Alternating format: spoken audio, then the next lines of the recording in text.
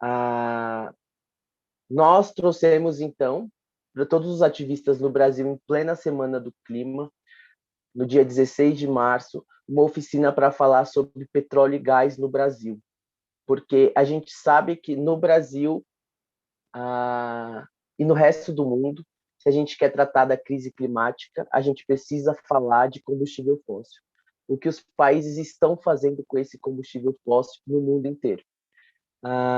Lugar do petróleo é no chão. Vou passar agora a palavra para a Nicole para ela começar essa oficina, uma ótima oficina a todos. Obrigada, Giovanni. Oi, pessoal, boa noite. Queria dizer que eu estou super feliz de estar aqui hoje com vocês. É um sonho que a gente vem sonhando juntos aí com o Fridays há algum tempo. Então, eu estou bem feliz da gente poder fazer essa capacitação, que seja a primeira de muitas e que a gente possa aí juntos construir o conhecimento sobre o que a Agência Nacional de Petróleo e o governo brasileiro não querem que a gente saiba. E nós precisamos saber. Eu vou fazer a apresentação. Se alguém tiver alguma dúvida assim super urgente ou alguma coisa que não entendeu, eu vou pedir para vocês me interromperem. Caso contrário, se for uma dúvida que dê para perguntar no final, para deixar no final só para fluir o pensamento. Meu nome é Nicole Oliveira, eu sou diretora da Araiara, sou ativista climática aí há bastante tempo, faz mais de 10 anos, e sou ativista pelos direitos animais e pelos direitos indígenas já há 20 anos. Então, a gente está nessa caminhada aí em busca do conhecimento e também de ativismo a respeito do petróleo e do gás no Brasil, e já vou explicar o porquê. Então, sobre o petróleo, a primeira jazida no Brasil que foi descoberta economicamente viável foi em 1939, no Recôncavo Baiano. Lá se descobriu uma jazida de petróleo e de gás. E começou uma exploração pequena, basicamente para alimentar as indústrias que existiam ali. E aí foi quando o Getúlio Vargas, em 53, criou a Petrobras.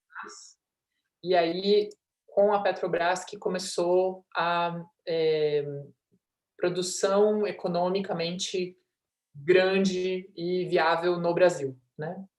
Ela tinha o monopólio, até um tempo atrás, ela tinha o monopólio da exploração de petróleo no Brasil, e ela tem 51% de ações que pertencem ao governo até agora, e o restante é de capital misto. Isso talvez se modifique num futuro próximo.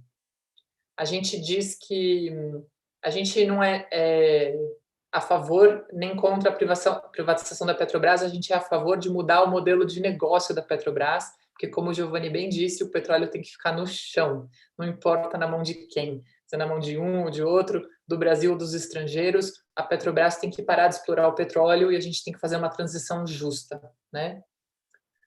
Faz 20 anos, mais ou menos, o petróleo ele vinha de importação, o petróleo que era usado no Brasil até 20 anos atrás, e agora já tem autossuficiência, a gente já produz suficiente para atender o mercado interno e tem começado, inclusive, a exportar.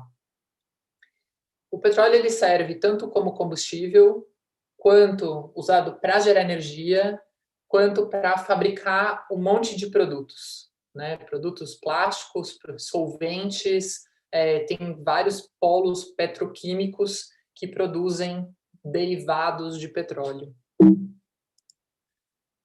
Segundo a Petrobras, a produção brasileira atual de petróleo é 3 milhões de barris por dia. 3 milhões de barris, só para vocês terem uma ideia, significa 477 milhões de litros por dia. E são 174 bilhões de litros por ano. Essa é a nossa produção de petróleo atual no Brasil. Isso faz com que a gente fique em segundo lugar na América Latina, maior produtor, depois da Venezuela, e 17º no ranking mundial. Então, a gente não pode ignorar a produção petroleira do Brasil, porque é significativo e faz toda a diferença no cenário mundial e também no cenário climático.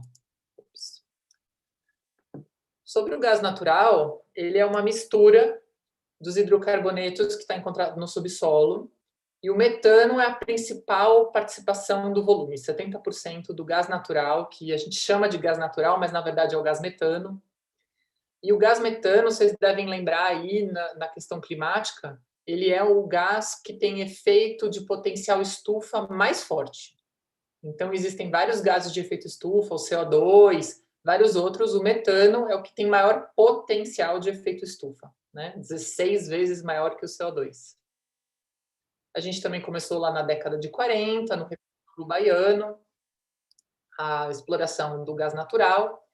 E aí, quando foi descoberta a Bacia de Campos, que fica lá no litoral do Rio de Janeiro e de Santos, as reservas elas quadruplicaram, né, da década de 70 até hoje. Então, foram descobertas novas reservas no Brasil, a gente tem aumentado a exploração, a fronteira petrolífera do petróleo tem expandido e a gente tem visto aí novas áreas, novas fronteiras, onde o governo tem cada vez ido mais longe para explorar o petróleo, né?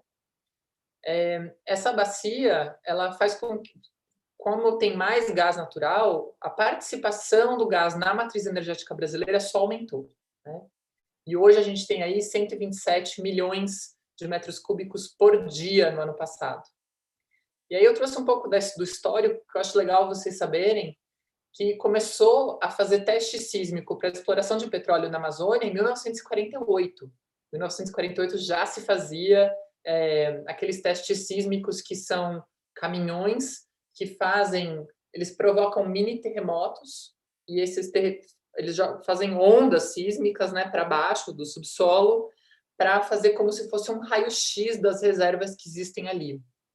E com esses testes foi descoberta uma reserva grande na região do Rio Juruá, no Amazonas. Para quem não conhece, é uma área super importante para a biodiversidade, para populações indígenas. É uma região muito, muito importante na Amazônia. E aí, em 86, a Petrobras descobriu petróleo no Rio Urucu, também no Amazonas, numa região parecida. Começaram a explorar, abandonaram poços, houve vazamentos. Então, não é de hoje que se explora petróleo na Amazônia brasileira. E aí, com a entrada em operação do gasoduto que a gente chama de Gasbol, né, que é Brasil-Bolívia, aumentou muito a nossa capacidade de transporte, aumentou muito a entrada de gás natural no Brasil e a gente começou a usar gás boliviano. E aí, não sei se vocês lembram, em 2001, deve inclusive ter gente aqui que nasceu depois disso, mas em 2001, 2002, o governo ele optou por reduzir a participação das hidrelétricas na matriz, né? Antigamente a gente gerava toda a nossa energia, ou praticamente toda, com hidrelétricas, e aí houve uma seca grande, a gente teve um apagão absurdo no país, a demanda cresceu, e aí o governo decidiu começar a investir e aumentar a participação das termoelétricas movidas a gás natural. E com essas descobertas lá na Bacia de Campos e do Espírito Santo, essas reservas elas começaram a aumentar ainda mais. Então, hoje, somando o petróleo, o gás, no país todo, a gente tem 3,9, ou seja, 4 milhões de barris de óleo equivalente de produção de petróleo, né? 65% mais ou menos vem do pré-sal, só para vocês entenderem como o pré-sal é importante. Aí eu queria perguntar para vocês, se alguém puder tirar o microfone aí e me dizer o que vocês entendem com a diferença de exploração convencional e não convencional, se alguém puder me ajudar a descrever.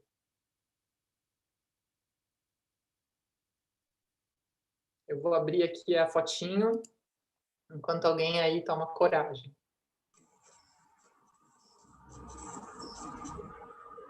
Eu acho que a convencional ela tem um sistema padrão, onde eu acho que a maioria usam, e a não convencional eu diria que são as usadas nos oceanos, em situações diferentes, em linhas barimétricas muito próximas. Obrigada, Dalcio, foi bem próximo disso. Então, uma reserva convencional, por exemplo, essa figura aqui do lado direito, esse poço aqui de gás, né? Ela faz uma perfuração, ela chega na reserva, essa reserva de gás ela está aprisionada num espaço entre uma rocha e outra. Quando eu faço a perfuração, esse gás, ele naturalmente ele flui para cima, e a mesma coisa acontece com o petróleo. Então, eu não preciso fazer uma tecnologia maluca, inventar coisas muito difíceis para poder explorar esse gás ou esse petróleo. O não convencional são reservas. Bom, aí, voltando um pouquinho só. O petróleo ele foi formado milhões de anos atrás pela decomposição tanto de animais quanto de vegetais que viraram esse composto de carbono e hidrogênio, né? E aí esses fósseis, os combustíveis fósseis, eles foram se sedimentando e foram formando camadas de rochas uma em cima da outra. Existem rochas que são rochas armazenadoras e outras que são as produtoras, né? Então, dependendo do tipo de rocha, eu consigo só perfurar e ele flui naturalmente.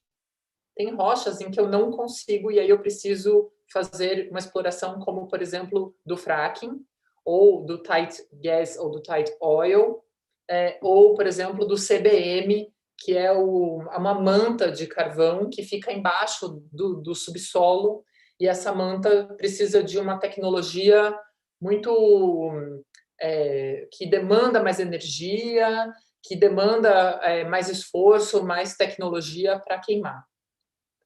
Todos eles são, o hidrogênio e o carbono, os dois são muito parecidos, assim. Os dois podem ser queimados para produzir calor e energia, tanto o convencional quanto o não convencional. Mas o não convencional, eles geralmente são óleos mais pesados, é uma areia chamada betuminosa. Quem conhece a planta lá de São Francisco do Sul, aqui no Paraná, é uma areiona assim que eles fazem uma cocção, eu tenho que cozinhar essa areia para poder extrair o petróleo. Então, os processos eles são mais complicados, apesar de que São Francisco do Sul não é não convencional, é convencional.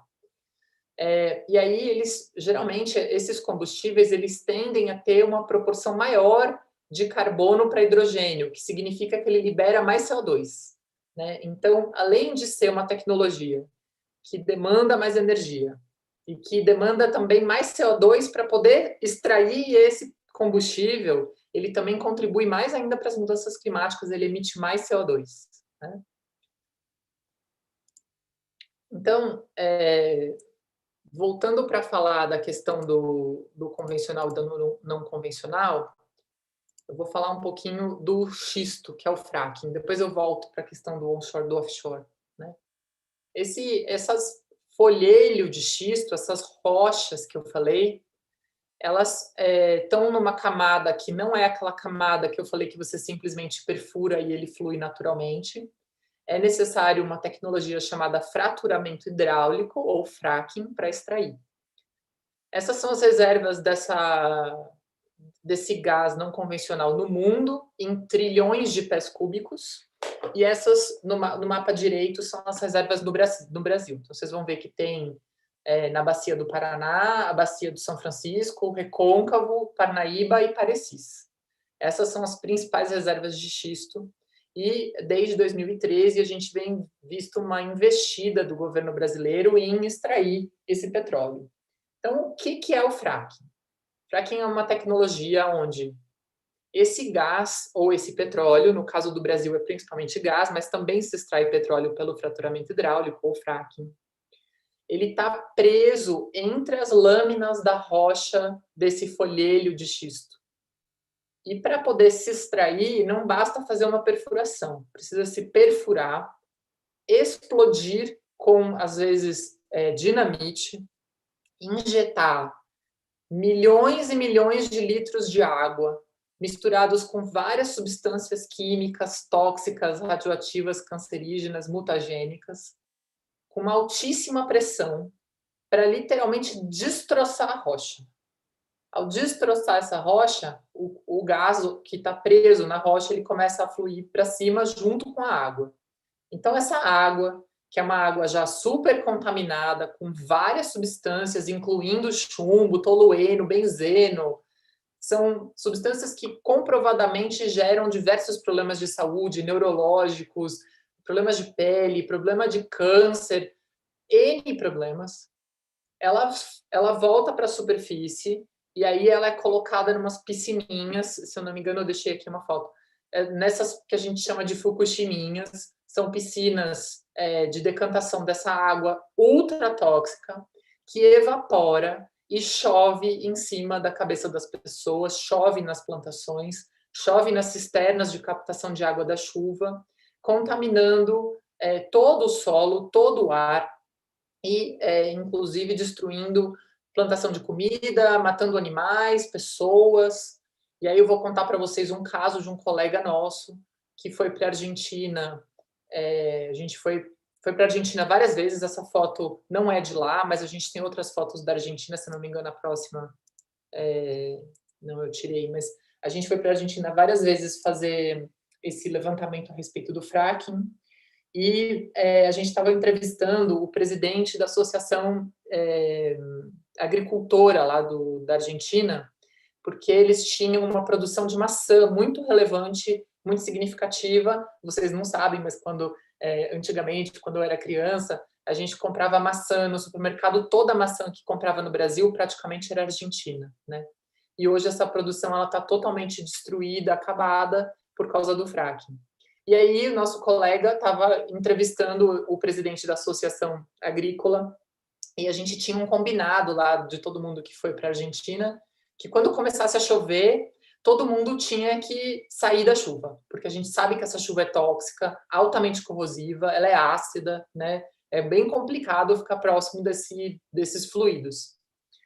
E esse nosso colega, uma pessoa muito gentil, um querido, ele não quis, ele estava segurando o celular e entrevistando esse rapaz, e ele não quis se mexer, né? Então começou a chover e ele ficou segurando o celular com as duas mãos e ele não quis interromper a entrevista por causa da chuva e ficou ali parado.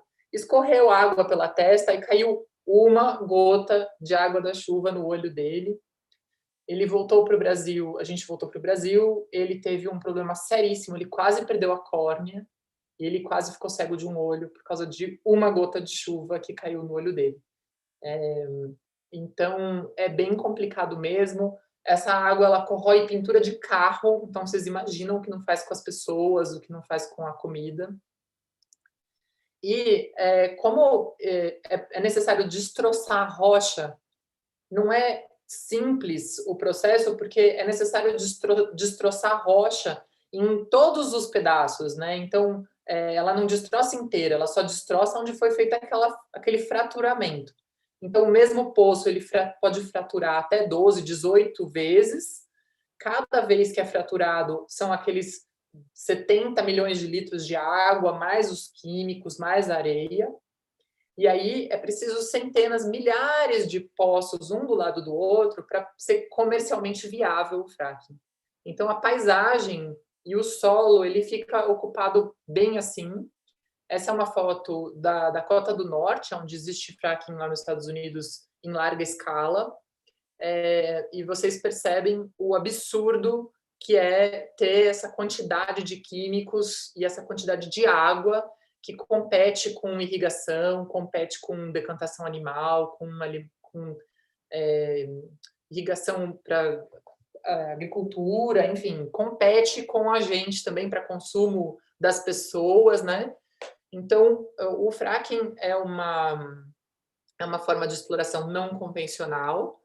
Essas reservas, elas estão aí entre 700 a 1.400 metros abaixo do nível da terra. Então, é necessário fazer uma grande perfuração, se injeta, além dessas coisas, faz que eles chamam de casing, que é como se fosse um tubo de cimento, soca cimento lá dentro, o cimento tem vida útil, ele vaza, esses poços todos vazam, existem vários estudos que esses gases, eles têm gases fugitivos. Então, quando faz inventário de emissões, né, que é aquele levantamento de emissões de gases de efeito estufa, já foi provado que os inventários não consideram todos esses gases que ficam fugitivos aí dessa operação. Uma operação realmente bem complicada aí para o meio ambiente e para o clima, né? E aí, só voltando um pouquinho para a questão do não convencional, o pré-sal, ele também é uma exploração não convencional, né? Então, o que é o pré-sal? Existem aí várias camadas no oceano, né? Então, tem a camada de água, que é chamada oceano, tem a camada do pós-sal, a camada de sal, e embaixo da camada de sal existe o pré-sal. Então, já se explorou o pós-sal, essas reservas elas eram grandes, mas nada comparado com o tamanho da reserva do pré-sal. Em 2005, essas reservas foram descobertas, principalmente na Bacia de Campos, mas hoje já tem exploração na Bacia de Campos, na Bacia de Santos, tem vários lugares onde se faz a exploração do pré-sal. E ela começou oficialmente em 2012, principalmente por empresas privadas, né? E foram realizados leilões. Depois eu vou explicar um pouquinho a diferença entre o leilão de concessão, o leilão de partilha, mas o pré-sal, ele é hoje, como vocês viram, 65% de tudo isso que a gente produz de petróleo no Brasil vem do pré-sal. É uma atividade extremamente arriscada, são aí 7.000 metros abaixo do nível do mar. Então, vocês imaginam que para mergulhar, por exemplo, um mergulhador vai lá ver um coral, tirar foto de tartaruga marinha, sei lá, tubarão, essas coisas. No máximo que um mergulhador profissional, uma pessoa com um cilindro de gases especiais consegue chegar é 50 metros. Depois disso, a pressão é muito grande, ele tem problemas de embolia, enfim, N problemas que vêm da pressão do mar. Então, vocês imaginam a pressão que não tem a 7.000 metros embaixo do nível do mar, né? A pressão que tem esse petróleo ali embaixo é muito grande. Então, quando acontece um acidente, quando tem um vazamento, nenhum ser humano consegue chegar ali para conter. Então, só robôs conseguem conter. Então, vocês imaginam o risco da gente continuar explorando o pré-sal desse jeito, nesse governo que demonstrou que não tem capacidade de conter um vazamento igual aconteceu nas praias do Nordeste. Eu já vou falar um pouquinho mais sobre isso. E aí, só terminando os conceitos, assim, antes da gente falar dos leilões, existem dois tipos de blocos. Quando vocês forem ver ali os leilões, vocês vão ver que tem os onshore e os offshore. Onshore são blocos em terra. Então, aqui eu trouxe um mapa de todas as rodadas que já aconteceram de petróleo até hoje no Brasil, né? Então, vocês vão ver ali desde a rodada 2, que é esse verde fosforescente, até a rodada 17, que é essa que está para acontecer agora. E aí vocês vão ver que tem blocos ali no Amazonas, né? Que foi aquelas regiões que eu falei que já foram ofertadas, no Maranhão, enfim, todos esses blocos em terra são chamados onshore, né? Os blocos onshore geralmente são rochas sedimentares, né? Eles aparecem em rochas sedimentares, e os blocos offshore, que são os blocos em mar, são nas bacias marítimas, na plataforma continental. Esses blocos em mar, eles podem ser pré-sal. Então, por exemplo, aqui, né, nessa região aqui, é Bacia de Campos e Santos, mas eles podem acontecer em outros lugares também onde não é pré-sal, e aí é exploração convencional de petróleo offshore. Até aqui, tudo bem? Alguém está com alguma dúvida?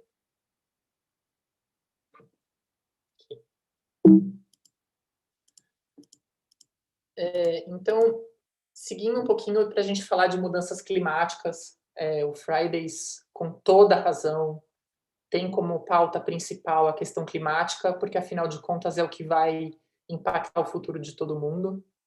Eu queria só dizer que, quando a gente fala de mudanças climáticas, a gente pensa nos efeitos das mudanças climáticas nas nossas vidas, ou no mundo, ou no planeta, né? Então, não preciso ficar repetindo aqui para a audiência que já sabe muito bem o que é mudanças climáticas, mas só para dizer que, como consequência das mudanças climáticas, uma delas, por exemplo, é a escassez hídrica. né? A gente não vai ter água no futuro. Hoje a gente já vê uma escassez hídrica bem grave. Tem diversas cidades que estão fazendo racionamento de água. Existe, por exemplo, no Nordeste, algumas cidades como Fortaleza, que tem taxa se você gastar mais do que a proporção de água que é permitido para cada cidadão, enquanto as siderúrgicas e as termoelétricas têm isenção de ICMS para a água. O cidadão e a cidadã são sempre punidos e incriminados aí pelo uso da água.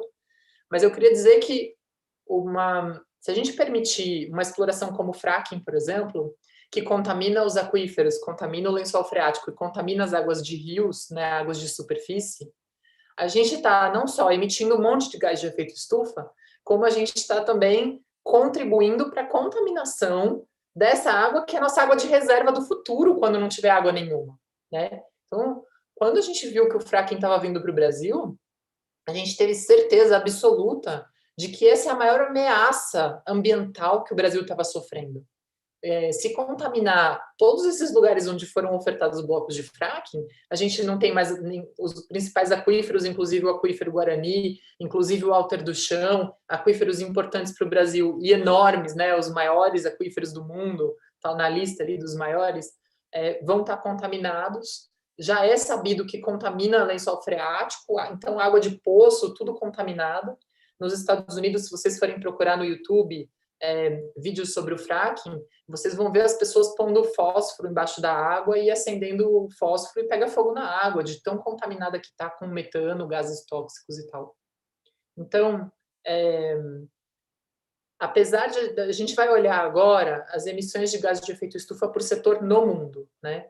E a gente está vendo ali esse gráfico que 73% vem da energia, 18% vem de agricultura e uso da terra, mudança de uso da terra, 5% da indústria, 3% de resíduos, né? Dentro de energia tem muita coisa, então tem energia na indústria, tem energia, tem transporte, tem energia em prédios, edifícios, tem, por exemplo, energia fugitiva, que foi aquela que eu falei do fracking, né? 6% das emissões do planeta vem de gases que fogem e que não conseguem ser contidos. Então, é importante a gente olhar isso, mas quando olha esse gráfico, tem que também pensar o que significa do ponto de vista dos impactos e de como que a gente vai lidar com esses impactos, adaptar as cidades, adaptar a nossa vida a isso. Então, quando a gente pensa, por exemplo, numa agenda de justiça climática ou numa estratégia do que fazer e de como agir, a gente também tem que pensar o que está impactando mais o nosso futuro, além das mudanças climáticas, né? Então, é uma faca que corta de todos os lados, porque ela tanto contamina os recursos quanto agrava a escassez hídrica, né? A indústria da energia. Esse aqui é um gráfico do SEG, que é o sistema o inventário da sociedade civil de emissões de gases de efeito estufa no Brasil. Então, a gente viu aí, de 2003, que o desmatamento estava aceleradíssimo, uma coisa muito louca. Começou a reduzir quando foram feitas diversas mudanças, algumas mudanças bem significativas nas políticas ambientais, na fiscalização, e agora a gente tem visto, depois que entrou o governo Bolsonaro e o Salles, a gente tem visto um aumento de novo das emissões brasileiras, um aumento tanto das emissões vindas do mudança de uso do solo, que na verdade nada mais é do que desmatamento e agricultura, né? Então, agricultura, eu estou falando não da permacultura ou da agricultura orgânica familiar, estou falando daquela agricultura em escala, latifundiária, monocultura, que usa diversos químicos para a produção, né? Transgênico e tal. E lembrando que tem vários agrotóxicos que são feitos com base de petróleo, né? Então, de novo, está aí a indústria do petróleo contribuindo para a destruição do planeta. Não dá para ver o número aqui, mas a gente percebe, por um tempo, a energia ela manteve assim o mesmo patamar de quantidade de gases e de participação nessas emissões brasileiras. E aí, de 2018 para 2019, a gente viu um aumento. Um aumento porque tem se investido mais ainda no gás natural e no carvão no Brasil. Tem aumentado a geração termoelétrica, por incrível que pareça. E quem regula tudo isso, né? Quem regula tanto a questão do petróleo quanto do gás no Brasil é a Agência Nacional de Petróleo, que é chamada Agência Nacional do Petróleo, Biocombustíveis e Gás Natural. Ela foi instituída em 97 por uma lei chamada Lei do Petróleo. Em 97 foi extinto o monopólio da Petrobras na exploração de petróleo no Brasil, e aí se permitiu que empresas brasileiras e estrangeiras investissem aqui. Com isso, a ANP começou a fazer as regras e resoluções que regulam a exploração, a produção, refino, comercialização e transporte do petróleo e seus derivados. Então, quem faz fiscalização de posto de combustível, do transporte, não são só os leilões de oferta desses blocos, são também toda a atividade petroleira e petrolífera no Brasil. E além do petróleo, ela também regula biocombustíveis, e ela é vinculada ao Ministério de Minas e Energia, né? Então, é uma agência do Ministério de Minas e Energia. Ela também faz capacitação de profissionais, ela promove licitações, que são os leilões, que a gente já vai falar agora, e ela assina contratos em nome do governo federal. Então, quem faz toda a contratação das empresas é a própria ANP, né? A ANP também faz estudos geológicos, ela contrata empresas que fazem aqueles testes sísmicos que eu falei, e faz várias outras coisas vinculadas aí à produção do petróleo. Então, vocês viram lá que tiveram rodadas do 1 até o 17, não vou falar uma por uma, mas eu queria só trazer algumas questões para vocês aqui. Em novembro de 2013, foi a 12ª rodada. Essa rodada é uma rodada de concessão. E o que é uma rodada de concessão? A ANP, né, ou seja, o Ministério de Minas e Energia, que é um ministério do governo federal, por meio da sua agência nacional, ela oferta a concessão do direito de exploração de certos blocos de petróleo para empresas num processo de leilão. Essa concessão, ela tem um prazo determinado, geralmente são de 7 a 17 anos, 20 anos, depende do edital do leilão, e aquela empresa ela paga um valor para ter esse direito de explorar. O único órgão, digamos, que pode ofertar, legislar e atuar sobre o subsolo brasileiro é o governo federal, né? Ninguém mais pode, o município não pode, o estado não pode, o governo federal tem o monopólio da legislação sobre o subsolo. Então, o governo federal ele pode simplesmente, que é o que aconteceu em 2013 e em todos os outros anos, ofertar blocos em cima da cabeça de todo mundo, né? Então, se você tem uma terra ali, a terra é sua, você comprou, você tem o título de compra, você batalhou um monte para comprar aquele pedacinho de terra, você faz uma produção orgânica de alimentos, de repente vem uma empresa petroleira e fala que o seu território pode ser explorado porque o governo federal vendeu. Então, foram isso que eles fizeram em 2013. Eles ofertaram blocos com fracking, né, para fracking, em todo o território brasileiro. Vocês vão ver aí, não estou exagerando, teve blocos, todos esses azulzinhos escuros que estão nesse mapa, foram blocos que foram ofertados para fracking no Brasil inteiro, inclusive ali no Acre, no Vale do Juruá, em cima de indígenas isolados da Amazônia. Então, assim, 2013 já foi feito isso. Essa rodada ela arrecadou 165 milhões de reais e a gente conseguiu, por meio de uma ação judicial, a gente conseguiu cancelar o leilão. E estão proibidas as licitações de área de xisto na Bacia do Parnaíba. Essa foi a nossa primeira vitória. A gente conseguiu também cancelar esse bloco que foi vendido em cima dos indígenas isolados da Amazônia. E a gente começou nesse momento, em 2012, na verdade, quando a gente soube que o fracking estava vindo, algumas pessoas começaram a se mobilizar. Uma delas é o Juliano, que é o fundador da Araiara e fundador da Coalizão Não Fracking Brasil.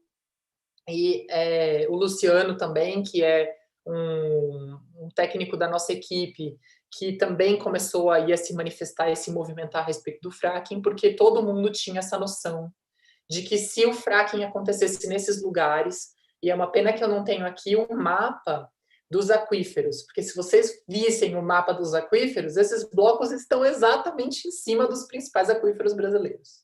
Em cima, né? Parece até, se eu não soubesse direito, eu diria que parece até um plano de destruição, assim,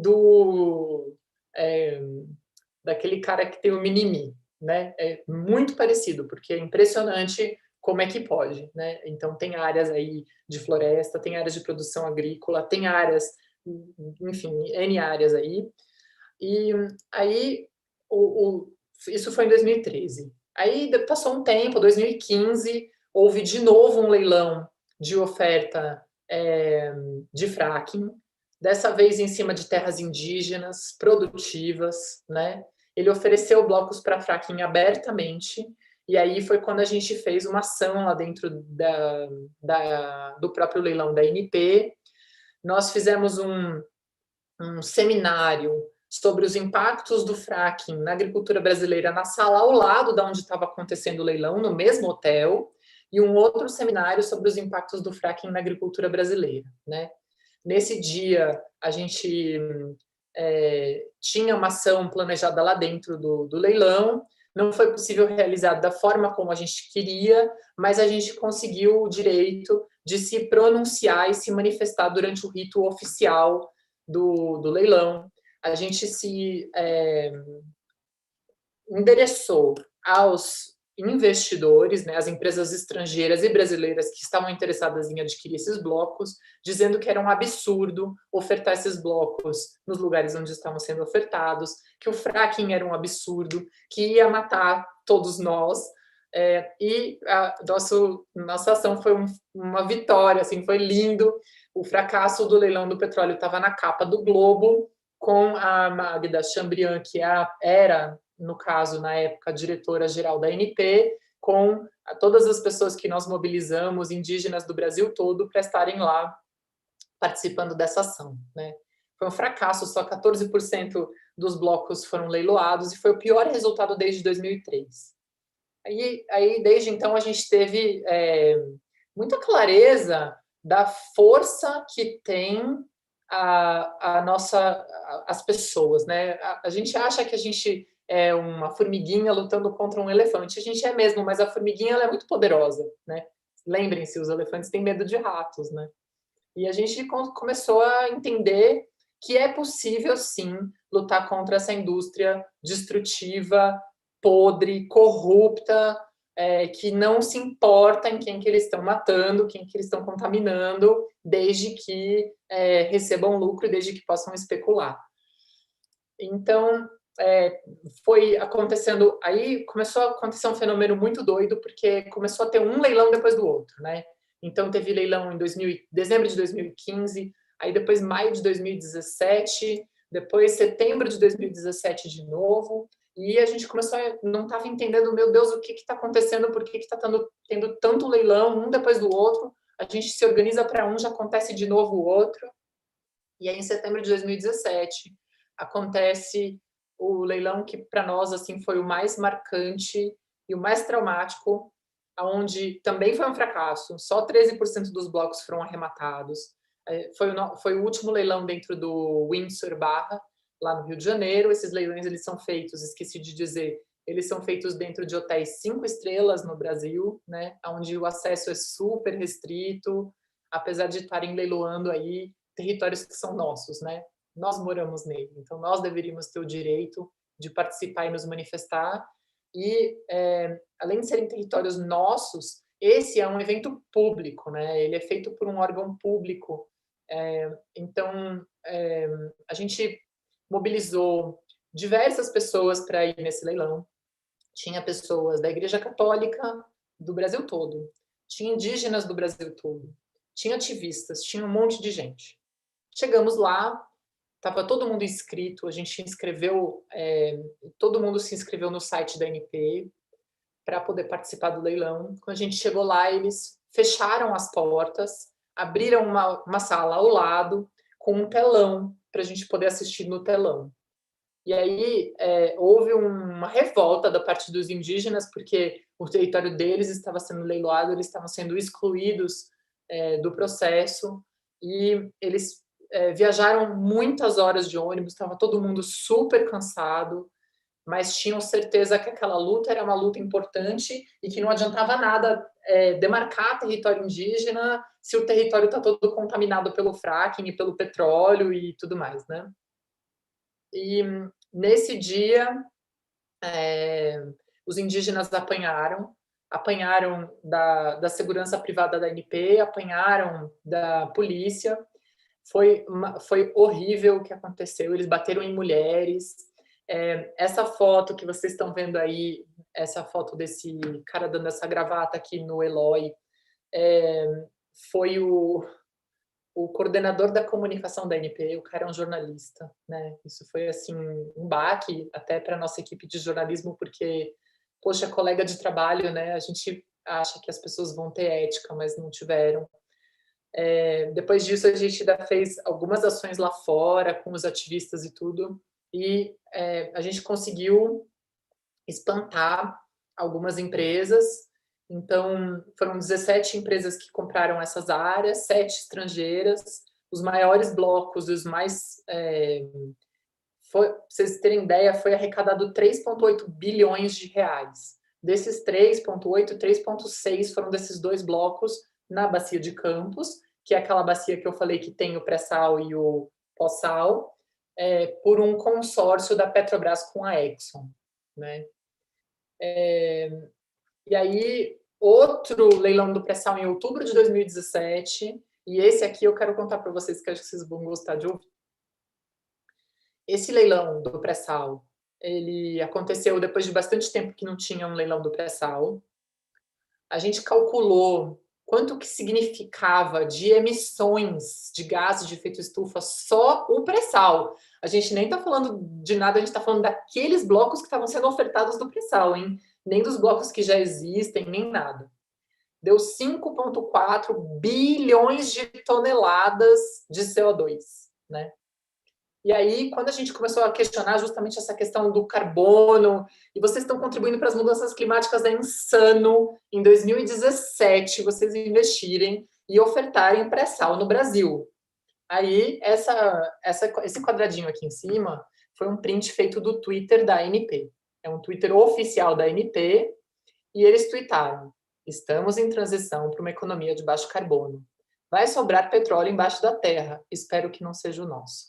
Décio Odoni, que era o atual diretor-geral da ANP no Brasil. E aí ficou muito claro para a gente o que estava acontecendo, né? E o que continua acontecendo, e agora nessa última audiência pública que o Fridays participou junto com a gente, vocês ouviram isso.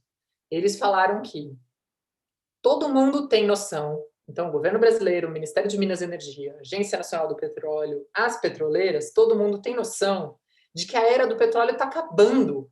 Daqui a 10 anos vai ser imoral explorar petróleo, vai ser, assim, ilegal, né? Então, o que eles pensam? A gente tem que explorar o mais rápido possível, porque a gente tem uma reserva enorme, maravilhosa, linda, rica, embaixo da terra, e a gente não pode deixar aquilo ali parado. A gente tem que explorar. Eu cansei de ouvir isso. Então, eles começaram a leiloar cada vez mais, e cada vez mais leilão, um atrás do outro, um atrás do outro. Então, foi isso, é isso que está acontecendo.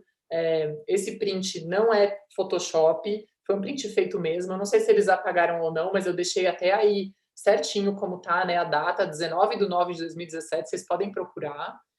E aí, essa é a visão a respeito do leilão do pré-sal.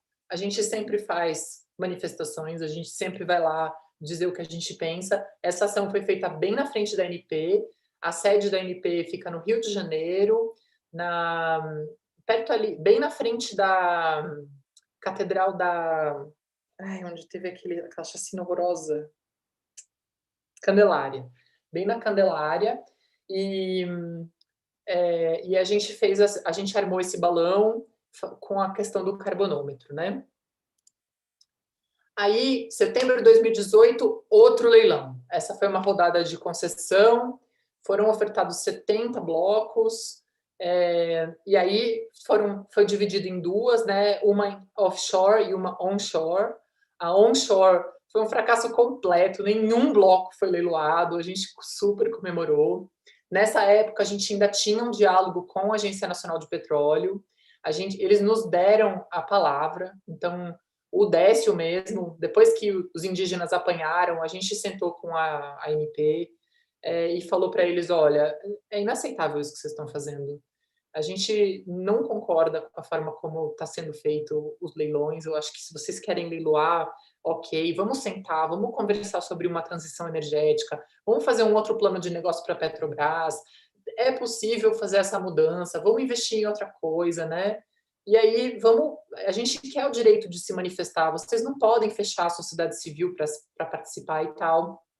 E aí eles concederam para a gente super 6 minutos para 6 pessoas falarem no começo do leilão. A gente conseguiu se manifestar em 10 minutos, todo mundo, e inclusive o secretário executivo da PIB, o Cretan, falou em nome das populações indígenas, o tio Jardel, que foi um vereador, que é um vereador de São João dos Patos, no Maranhão, ele, quando descobriu que o fracking estava chegando na terra dele, ele ficou horrorizado, ele pensou no futuro da filha dele e da população lá de São João dos Patos, e ele batalhou um monte, conseguiu proibir o fracking na cidade dele.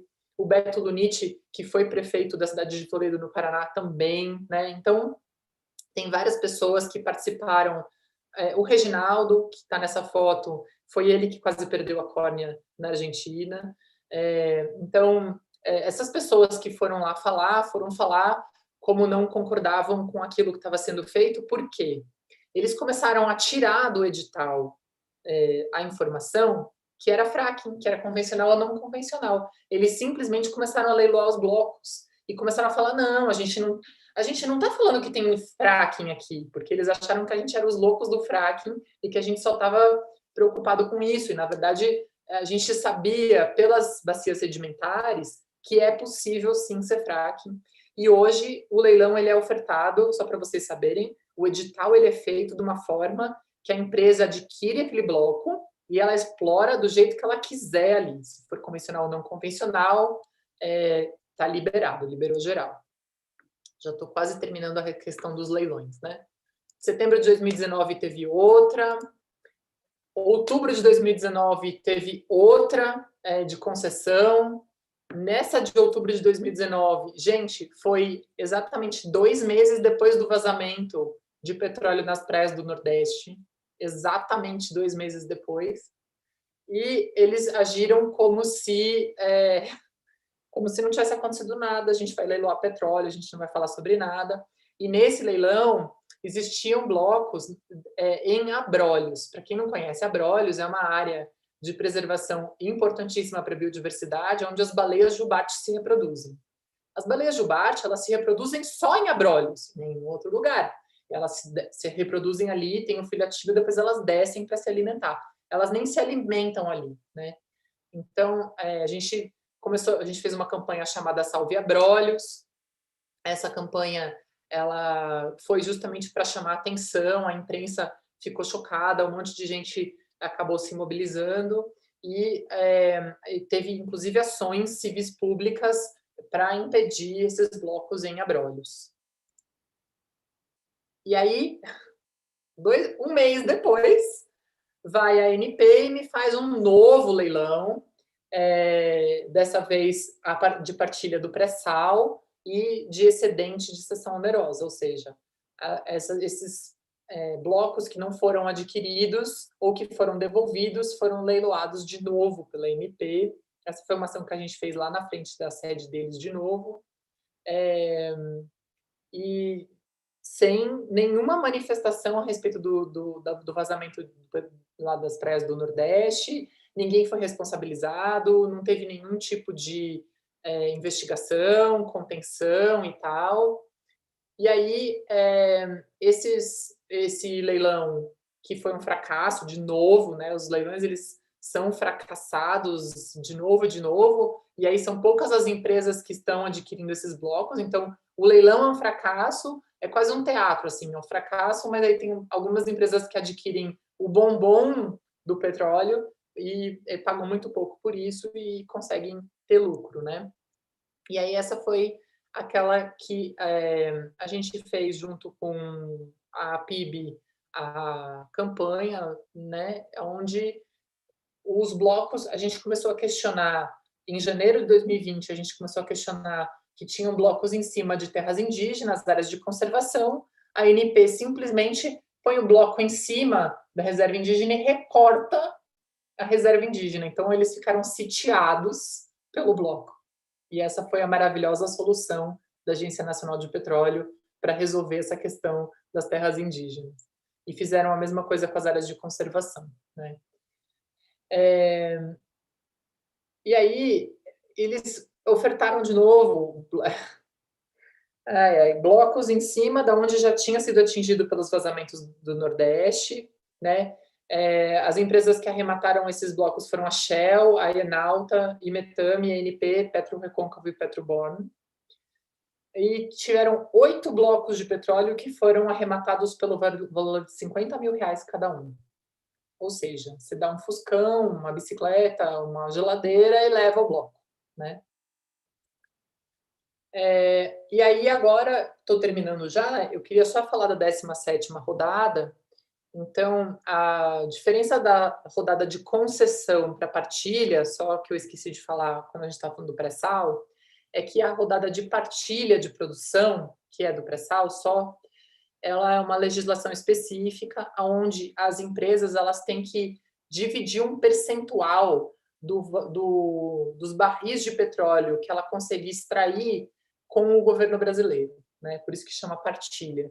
E aí, na oferta ali, ela coloca qual que é o percentual que ela vai compartilhar com o governo. E por isso que tem esse nome, rodada de partilha, e essa é a rodada de concessão. Então, a 17ª rodada ela está programada para acontecer em outubro desse ano. Ela tem blocos em 4 bacias, são todos offshore, ou seja, todas em mar.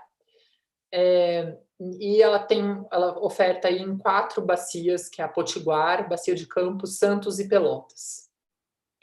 Não tem avaliação ambiental, não tem uma avaliação de impacto. A gente não sabe quais são as áreas sedimentares porque não existe esse estudo. O grupo que fazia o estudo chamado GTPEG, que era o grupo de trabalho de petróleo e gás, onde tinha ICMBio e IBAMA juntos, foi destituído pelo decreto do governo Bolsonaro, mas a gente sabe por notas técnicas do ICMBio e do IBAMA, e uma nota técnica produzida por nós, né, da Araiara e do Observatório do Petróleo e Gás, a gente sabe que essas bacias, elas são super importantes para a biodiversidade e existem aí diversos animais que estão ameaçados. Então, a baleia azul, por exemplo, é o maior animal do mundo, é o maior animal que já existiu na história do planeta, né, que se sabe. Mesmo no tempo dos dinossauros, ela sempre foi o maior. Ela está na lista das espécies ameaçadas de extinção. E a baleia azul, ela tem 30 metros de comprimento, ela pesa mais de 180 toneladas e elas emitem pulsos e gemidos e elas podem ouvir umas às outras até 1,6 km de distância uma da outra. E essas vocalizações elas servem para se comunicar, mas também para navegar, né? Então é como se fosse um sonar. Ela emite as ondas e aí quando volta alguma coisa, ela tem a noção do que tem na frente, de localização, para onde que ela tem que ir. E vários outros mamíferos grandes, como a baleia azul, né, como por exemplo a baleia sei, a baleia comum, a cachalote, são espécies muito sensíveis à atividade sísmica, porque para fazer atividade petroleira eles têm que fazer a sísmica. E essa sísmica emite vibrações que confundem as baleias, elas se perdem, elas não conseguem se localizar, elas não conseguem se reproduzir, né? E elas estão ameaçadas de extinção, tem zona de ocorrência exposta à exploração do petróleo, e mesmo assim a ANP vê essa nota técnica, faz uma reunião do Ministério de Minas e Energia com o Ministério do Meio Ambiente e decidem que não há impedimento para fazer o leilão da 17ª rodada. Então, na bacia de Potiguar, foram identificadas 61 espécies ameaçadas de extinção em um setor e 38 no outro. Tem várias espécies, agregações reprodutivas, ou seja, se você complica aquela região, não é que você está matando só aquela espécie, você está matando aquela espécie e toda a possibilidade de reprodução e multiplicação daquela espécie, né? Então, dá para até fazer um paralelo assim, com o que estão fazendo com os jovens de hoje, né? Você está não só matando aquelas pessoas, mas você está eliminando a possibilidade de um futuro daquela espécie, né? Simples assim. Então, todas as tartarugas marinhas, as cinco tipos de tartaruga marinha que ocorrem na costa brasileira, têm sobreposição a esses blocos, assim como diversos tubarões, né? O tubarão lixa, o tubarão limão, o tubarão baleia, que são tubarões, esse de baixo é o tubarão lixa e o de cima é o tubarão baleia. São tubarões lindos, que não oferecem nenhum risco aos seres humanos, muito pelo contrário, Hollywood está errada. São espécies extremamente importantes aí para os oceanos e que também estão na lista dos ameaçados de extinção. A bacia de Pelotas, que fica na costa de Santa Catarina, é meio confuso porque chama Pelotas, mas está ali na frente de Santa Catarina, pega um pedacinho de nada do Rio Grande do Sul. É a que tem o maior número de espécies ameaçadas de extinção, são 56, 64 em um, 56 no outro e 32 no outro setor. Tem vários tubarões, corais, albatrozes, tartarugas, são N espécies ameaçadas de extinção. E aí o IBAMA fez uma nota pedindo a exclusão dos blocos na porção sul ali do setor e uma realização de uma análise das áreas de bacia sedimentar, porque hoje não existe.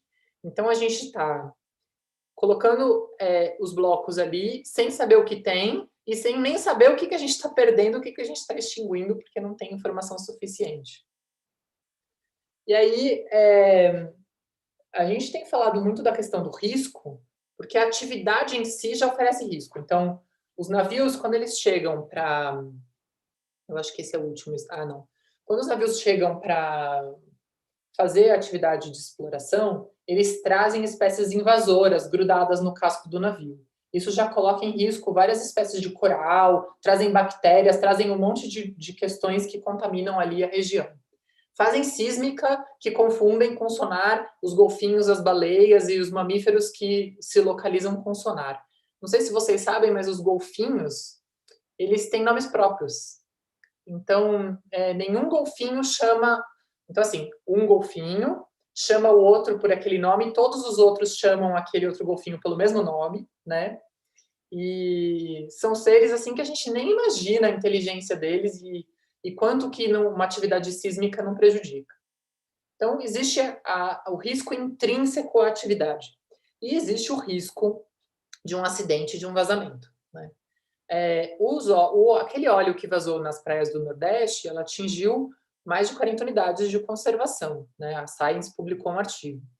Ela atingiu e prejudicou a atividade do turismo, né? Então, tem pessoas, eu não estou falando de pousadas luxuosas, hotéis maravilhosos só, estou falando de pessoas que têm quiosque na praia, o tiozinho que vende sorvete, a pessoa que vende o coco verde, os pescadores, os marisqueiros, todas as pessoas que dependem da pesca e do turismo, as comunidades indígenas que dependem da pesca e, claro, os animais e a biodiversidade marinha, né? Então, esse vazamento que aconteceu nas praias do Nordeste deixou muito claro que a gente não tem hoje no Brasil nenhum plano de contingência, não tem habilidade de conter os vazamentos nem de remediar. Ninguém até hoje foi punido, não foi responsabilizado, ninguém sabe de onde veio esse petróleo todo, né? Já estou terminando, a gente está fazendo uma campanha que se chama Salve a Baleia Azul, Salve Fernando de Noronha e Mar Sem Petróleo, e em breve vão ter novidades por aí. E essa campanha, ela pede para a Agência Nacional de Petróleo retirar os blocos de exploração das áreas tanto de Noronha, mas também de Pelotas, né? A gente está falando de Noronha porque muita gente conhece, é uma área super linda, importante, mas a Bacia de Pelotas também do ponto de vista de biodiversidade, de pesca, de atividade turística e tudo mais. E a gente tem aí uma petição que eu queria convidar todo mundo para assinar, entrar lá no nosso site e assinar. Se puder também, aí o pessoal que está fazendo o apoio técnico, compartilhar o link da petição e da campanha nos chats, né? Nas partes de mensagem aí eu agradeço. E agora eu vou parar de falar e ver se vocês têm perguntas. Estou disponível aí para responder.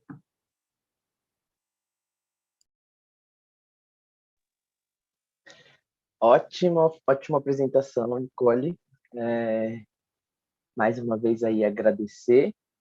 Eu já abri para quem quiser se inscrever para fazer alguma pergunta, alguma fala aqui. Mas antes eu vou puxar aqui os comentários do YouTube. Tem algumas falas e uma pergunta. O Thiago Henrique ele falou: parabéns, Nicole, pela defesa da vida e contra a exploração de petróleo em áreas reservadas, além da preservação da biodiversidade brasileira. Lindo.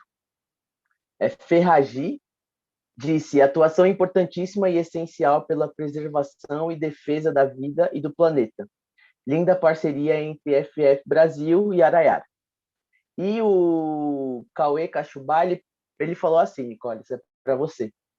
Gostaria de saber se existe uma base de dados de monitoramento com risco de acidentes ou eventos de vazamentos, como no Olapa, na Serra do Mar, no Paraná, Lindeiro, na divisa sul da Reserva Floresta Voar.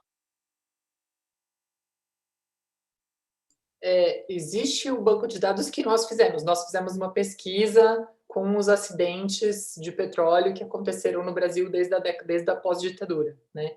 Mas não existe um banco de dados. Existia, né? E agora tem um monte de informação que está saindo do ar. Por exemplo, todos esses planos de proteção dos tubarões, das tartarugas, foram todos tirados do ar quando o GTPEG foi destituído pelo decreto do Bolsonaro.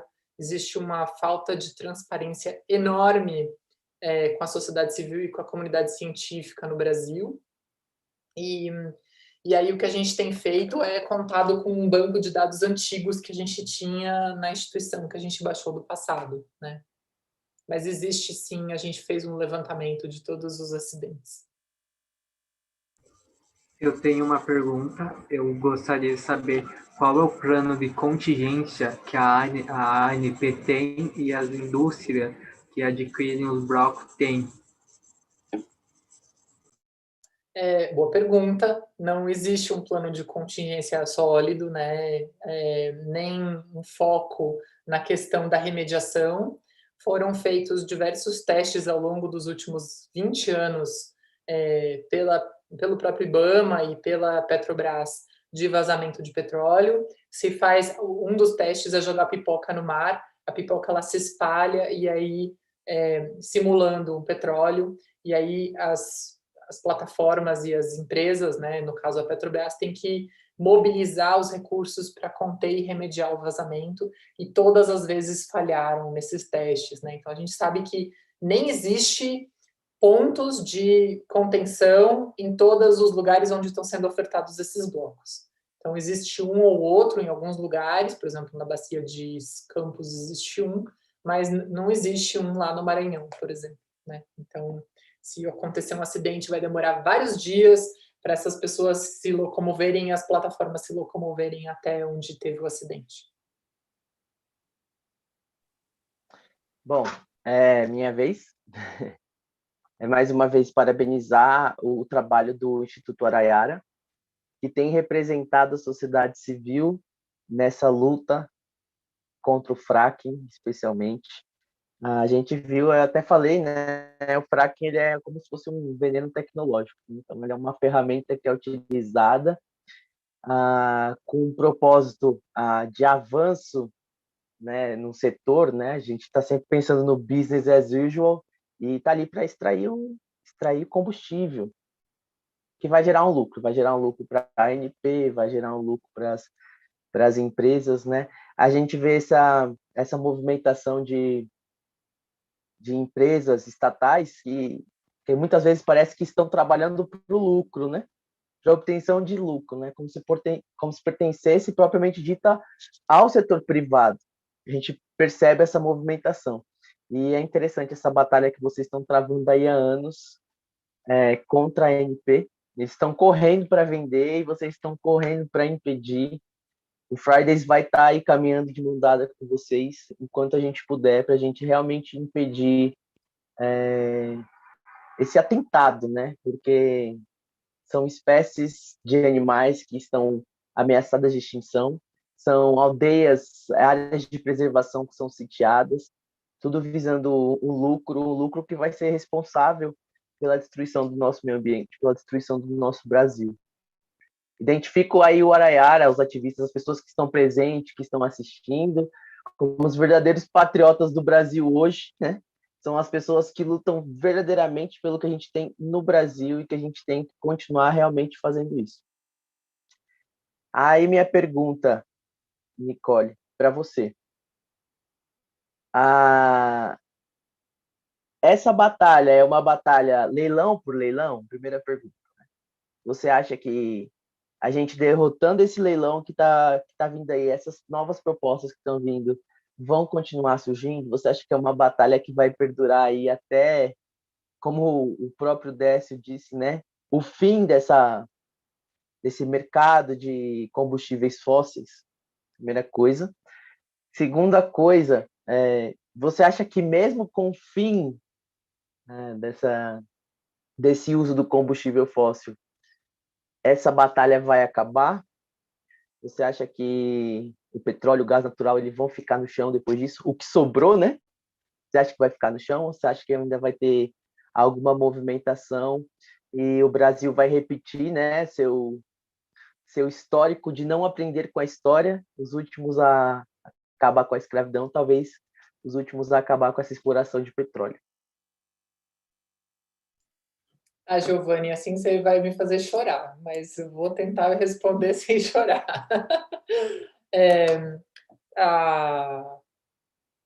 A questão do leilão, eu acho que infelizmente ainda né? Então é batalha por batalha, uma por uma. Então, uma das questões que a gente tem tentado mostrar para os investidores é que existe insegurança jurídica, a gente vai litigar, né? Então, a gente está fazendo essas campanhas, a gente tem petição e tudo mais. O Pedro compartilhou ali o link da petição, super importante todo mundo assinar. Vou pedir para o pessoal compartilhar aí também no link do YouTube, do Facebook. Mas a gente também tem feito aí um trabalho no legislativo, a gente está entrando com ação judicial para impedir esse absurdo, né? A gente faz ação direta, a gente faz um monte de coisa, mobilização de pessoas, enfim, eu acho que a batalha é de todo mundo, né? É super importante todo mundo entender, por isso que eu estou tão feliz que vocês estão interessados nessa capacitação, porque entender o petróleo, entender quando começou, como começou, quem legisla, o que é um leilão, quando foi, aonde que é ofertado, tudo isso é super importante, porque as coisas acontecem sem as pessoas saberem, né? A sociedade brasileira não sabe, as pessoas não ouvem falar, e infelizmente quando os jornais, a televisão fala sobre leilão, eles só falam quanto que foi arrecadado, quanto que vai significar em royalties e tudo mais. E o que acontece é que em 2017 houve uma lei, né? Foi um projeto de lei que foi aprovado no Congresso, a gente quase ganhou, foi para a trave, assim, que a gente quase impediu esse projeto de passar, que a gente apelidou de MP do Trilhão, aonde o governo brasileiro, o Temer, no caso, isentou de imposto de renda todas as petroleiras no Brasil. As petroleiras não pagam imposto de renda. Então, elas têm todo esse lucro e não pagam imposto. Isso significava na época R$ 1 trilhão. Hoje já está quase R$ 1,5 trilhão. Então, na mesma época que estava se fazendo a reforma da Previdência, onde nós todos agora não vamos mais conseguir nos aposentar no Brasil, ou vamos conseguir a duras penas, o que se economizou na reforma da Previdência é o que se deu de mão beijada para as petroleiras, né? Então, existe aí uma priorização do governo brasileiro, e isso não é só do governo Bolsonaro, isso vem desde o Lula, depois passou pela Dilma, depois o Temer, e agora o Bolsonaro, e eu acho que se a gente não eleger bem na próxima eleição, vai continuar, né? Porque é uma questão de Estado, não é uma questão de partido político, é uma questão de governo, né? Onde essa noção de que a gente precisa extrair essa reserva que está lá embaixo o quanto antes que não dê mais, é a mentalidade que eles têm. Então, acho que a gente precisa fazer batalha por batalha, leilão por leilão, e, ao mesmo tempo, mudar essa mentalidade, né? Então, quanto mais gente da sociedade souber, mais gente estiver mobilizado, mais gente for contra, talvez mais pressão tenha para mudar essa mentalidade, mas, por enquanto, eu enxergo que seja assim. Eu esqueci sua segunda pergunta, Giovanni. Eu perguntei se você acha que esse combate contra essa extração do petróleo, desses combustíveis fósseis, ela vai perdurar mesmo depois do esperado que seja o fim dessa extração. Olha, eu acho que não, mas o que eu tenho visto de um fenômeno agora que está acontecendo é o seguinte. Quando eu era criança, ou até antes de eu nascer, existia no Brasil uma coisa que tudo que era bom a gente exportava, tanto é que tinha o café tipo exportação, né? Eu exportava o café bom e o café ruim ficava pra gente, assim, torradão ali, todo queimado. E aí, o que acontece hoje é que a gente importa tudo que é de ruim de fora, né? Então, os carros que não são mais permitidos na Europa continuam sendo comercializados no Brasil, o combustível que na Europa tem menos micropartícula aqui, que tem mais, né, que foi proibido, continua sendo usado aqui, medicamentos que são proibidos nos Estados Unidos, a gente continua vendendo aqui no Brasil, e acontece um fenômeno a respeito do petróleo que é muito parecido, que é assim, no norte global, ou seja, Europa, Estados Unidos, Austrália, a gente vê que existe um movimento de desinvestir, tirar, mudar a matriz energética, investir cada vez mais em solar, em eólica, energias renováveis. Lindo, maravilhoso, só que o dinheiro dessas mesmas empresas que investem em renováveis na Europa e que fazem a propaganda verde, vem para o sul global e investe em petróleo, investe em carvão, né? Então, eu acho que essa transição, ela se a gente não se comportar como, não mais como terceiro mundo, né, e a gente começar a impor, assim, uma mudança que a gente queira e não que venha do capital estrangeiro ou que venha do norte aí, eu acho que a gente vai continuar sendo recolonizado energeticamente até ou acabarem as reservas ou algum tipo de acordo internacional que fique inviável. No caso do Brasil, é complicado porque quando a gente vê isso, a gente faz isso, muitas fazem. Então, enquanto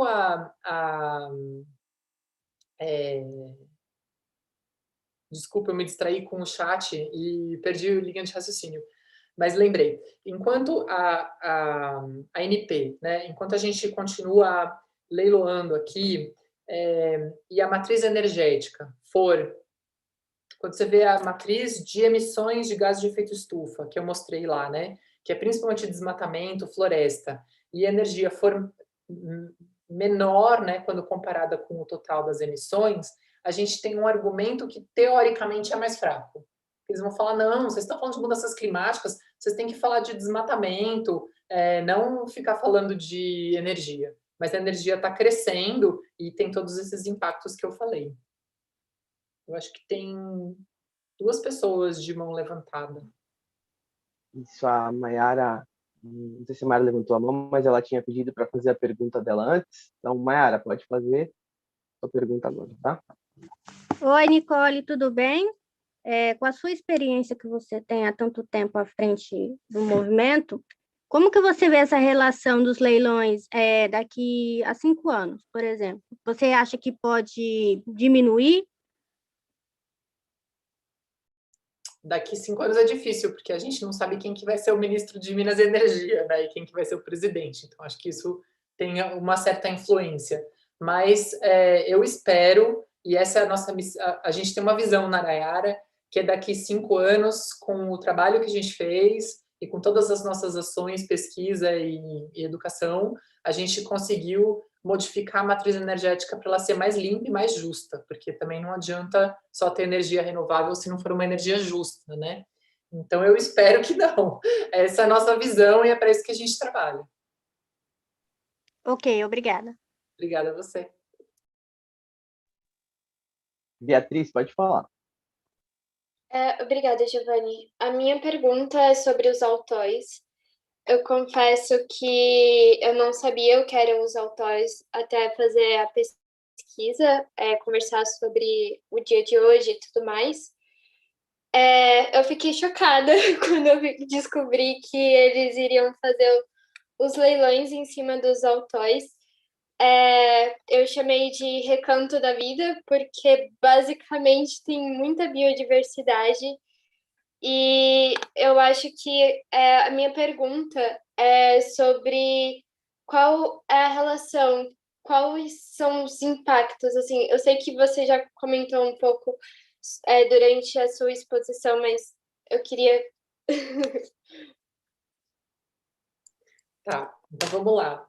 Primeiro, é importante só dizer que, assim, na 17ª rodada, os blocos eles não estão em cima nem do Atol das Rocas, nem de Fernando de Noronha, ele está próximo, né? E aí, o que existe é um impacto da atividade e de um potencial vazamento. Então, o Atol das Rocas é o único atol que a gente tem no Brasil, né? E ele é super importante por ser um pedacinho de terra em alto mar, é onde tem N números de aves que são ameaçadas de extinção, que se reproduzem. Se vocês forem procurar ali, tem uma bióloga que trabalha no ICMBio, a Zélia, ela é a que é a guardiã do atol, né?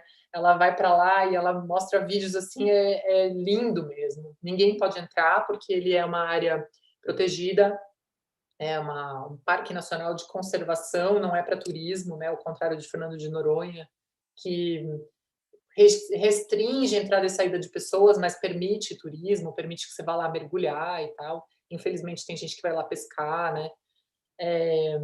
Fazer pesca esportiva, mas eu acho que o principal impacto com um potencial vazamento, essas regiões elas podem ser drasticamente impactadas. Elas podem, inclusive, espécies ser eliminadas, extintas.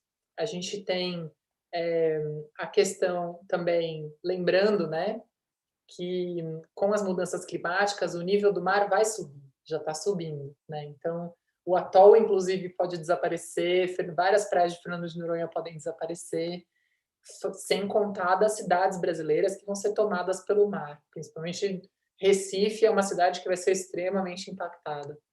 Rio de Janeiro também.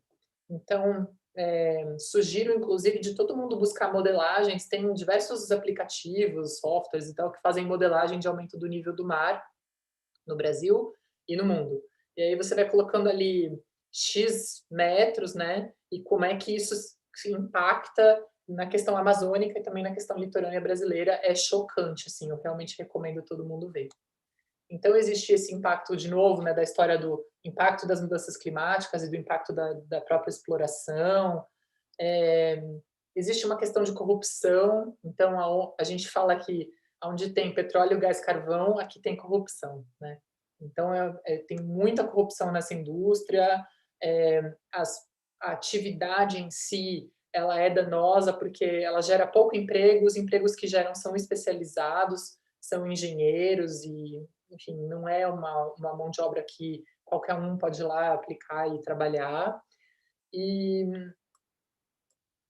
aí tem a própria, o que eu falei, né, intrínseca à atividade, tem as espécies invasoras, tem a atividade sísmica, tem a quantidade de embarcação que fica passando de um lado para o outro.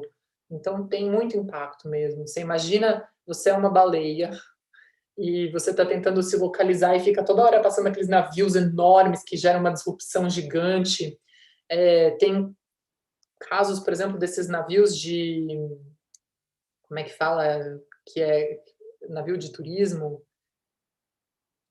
que fazem cruzeiro. Esses navios de cruzeiro, em alguns lugares do Caribe, por exemplo, onde eles vão manobrar, aquelas hélices e as turbinas embaixo da água, elas varrem todo o fundo do mar, assim, e aí destrói tudo que tem de coral. Então, você imagina, é um navio só de cruzeiro, gera um mega impacto, claro, tem impacto de resíduos, tem um monte de impactos, né? Impacto de emissão, tá?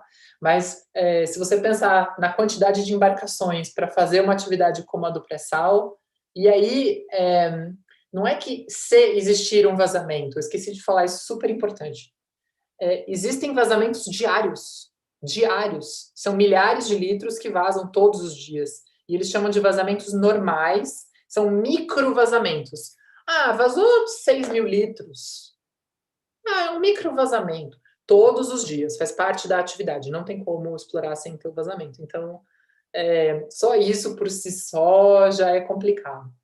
E ainda a gente vê que existem algumas campanhas e tal que falam, por exemplo, da tartaruga, né? A tartaruga marinha, super importante salvar, o trabalho que eles fazem é lindo, de proteção dos ovos e tudo mais, mas eu acho que também tem que falar da atividade petroleira e como que isso impacta as tartarugas, não é só a atividade da pesca industrial, né? Então tem aí questões super importantes que têm que ser tratadas a respeito da atividade petroleira.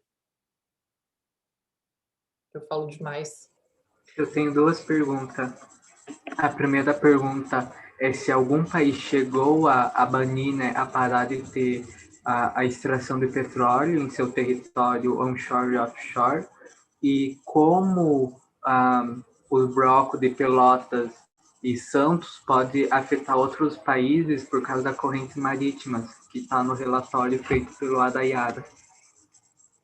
Você pode repetir só a segunda pergunta, porque cortou aqui para mim? Sim. Como a venda, né, o leiloamento das bacias de Santos e Pelotas pode afetar o Uruguai? Ok, obrigado. O que afeta o Uruguai é principalmente a bacia de Pelotas, né, por causa da questão das correntes marítimas. Se houver um acidente, esse petróleo vai descer para a costa do Rio Grande do Sul e também vai impactar o Uruguai, né? Então, o Uruguai hoje, se eu não me engano, 30% ou 20% da economia depende do turismo das praias uruguaias, e aí, se for impactado, a gente vai gerar um impacto gigante no nosso país vizinho ali, que já é pequeno, e que qualquer mudança na economia pode ser um impacto muito maior do que o Brasil, né? Lembrando que o Uruguai tem 5 milhões de habitantes, né? Então, depende muito do que já existe de economia, a gente não pode prejudicar. Quando a gente fala de economia, né?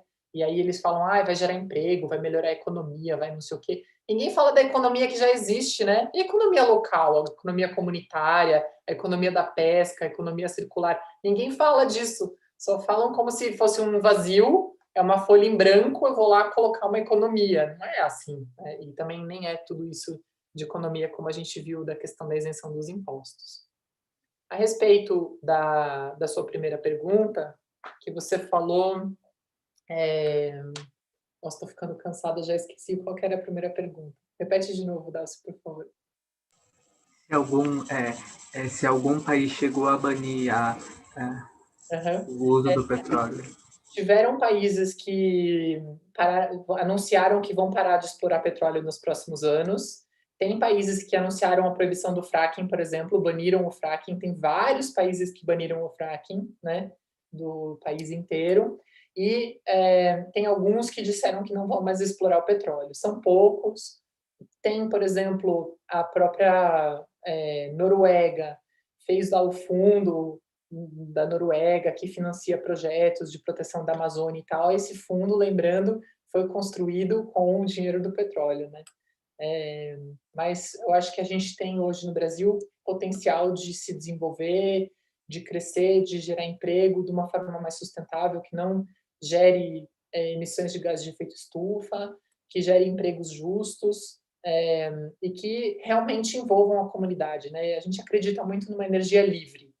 Uma energia livre de corporações, livre de corrupção, livre de tarifas e subsídios absurdos que o governo, por exemplo, dá para o carvão até hoje. Até hoje o carvão é subsidiado no Brasil. Se o governo brasileiro tirar os subsídios do carvão, ele não se sustenta mais, né? Então, eu acho que a gente colocando na ponta do lápis e fazendo a conta, a gente vai ver que para o Brasil é muito melhor a gente fazer uma transição e modificar esse rumo que a gente está indo, né? Existe hoje um projeto do governo brasileiro que já chamou Gás para Crescer, já chamou Mais Gás, agora eu nem sei mais como é que chama, mas é um governo de incentivo, é um projeto de incentivo ao gás natural. Então, tem aí um plano de se construir um monte de polo e de portos que recebem gás importado de fracking dos Estados Unidos, transporta esse gás para termoelétricas, para gerar energia, construção de termoelétricas, gasodutos. Então, assim, a gente está indo numa direção muito errada e vocês que falam aí sobre mudanças climáticas, transição energética, nunca se deixem levar pelo argumento de que o gás é um combustível de transição de uma coisa para outra, né? Porque ele não é. Ele emite o metano, o gás é um metano, ele emite e tem um potencial de efeito estufa 16 vezes maior que o CO2. Isso é super importante todo mundo saber, lembrar, né? A gente tem como fazer uma transição para renováveis direto, ninguém precisa ir para o gás.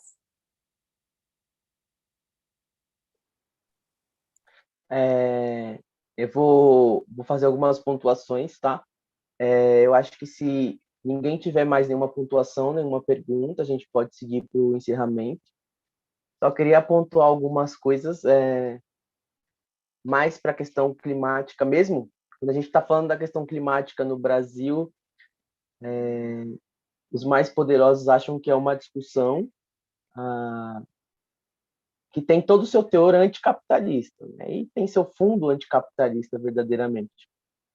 Mas a questão é que não se entende que sem um desenvolvimento sustentável, né, o desenvolvimento econômico ele não tem base. Então, a gente está falando de um falso desenvolvimento econômico, a gente está falando de um falso desenvolvimento social. E a gente está sempre tentando trazer todas as consequências que todos esses problemas podem acarretar em todos os setores, não só os sociais. A gente fala muito do social e ele é verdadeiro, mas a gente tem muito problema no setor econômico. Que nem você disse, eu acho importante a gente pontuar a questão da pesca e a questão do turismo, né? Aquelas imagens que você mostrou das praias do Nordeste afetadas por causa desse extravasamento, né, de óleo. Pontuar também a questão da pesca, porque a pesca no Brasil ela é histórica, ela significa muito mais do que apenas lucro para o país, né? Ela também fala muito sobre a questão da subsistência, né? A gente come peixe, né? As pessoas comem peixe historicamente, é cultural no Brasil. E essa pesca também representa lucro para o Estado. E não tem muita gente pensando nisso, é sempre uma coisa em detrimento da outra, é um lucro, pessoas passando por cima das outras, né? Sapatos de cristais pisando em pés descalços. O Brasil ele anda meio que nessa via. E é sempre bom a gente bater em cima dessa tecla. E que não tem desenvolvimento econômico sem que ele seja sustentável. E a gente vê uma série de quadros que se repetem, de países que nem você até falou, né? Países que estão proibindo o fracking, países que estão já parando com essa atividade extrativa, só que a gente ainda vê indústrias desses países que saem para aqui para o sul global, já que a gente não pode fazer na nossa casa, então vamos lá para onde a gente pode, para onde tem porteira aberta para a gente. O Brasil tem sido esse espaço para toda essa atividade extrativa, e acho que a gente tem que dar a volta por cima nesse aspecto. A batalha vai muito para dentro do Congresso, a batalha tem que ir muito para dentro da Câmara. Acho que o nosso Congresso, as nossas câmaras ao longo do país tem pouco esse debate, e se tem é um debate falso, não é um debate verdadeiro.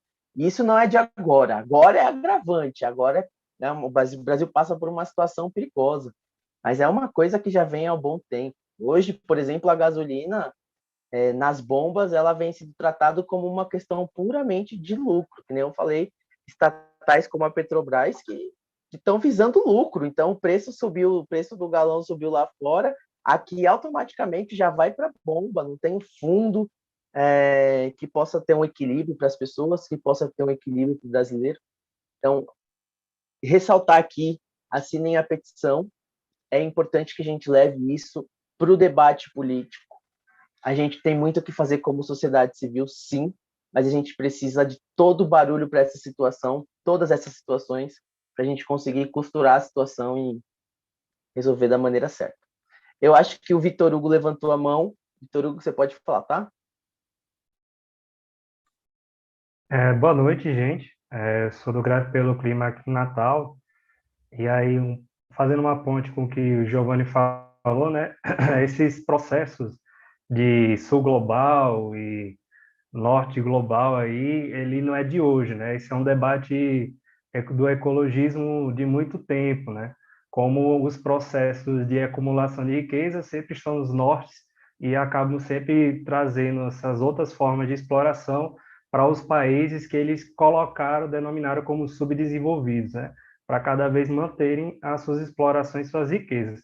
E aí é o debate que se agravou, como o Giovanni falou, né? Se agravou hoje e só piorou, né? A gente tinha uma certa, não sei, uma lei, projetos, políticas públicas que tentavam amenizar, mitigar, né? Foi um avanço da própria sociedade civil também quanto a isso, mas hoje a gente perdeu tudo isso e cada vez mais só piora. E aí a fala de Nicole me lembrou muito como foi a situação do óleo aqui, e isso eu não canso de lembrar, assim. Para nós, é uma coisa que a gente vai sempre questionar, né? Quem foi que derramou aquele óleo no Nordeste? Porque não foi um impacto qualquer, sabe? Foi algo muito sério. A gente viu comunidades tradicionais perdendo sua riqueza, sua alimentação, sabe?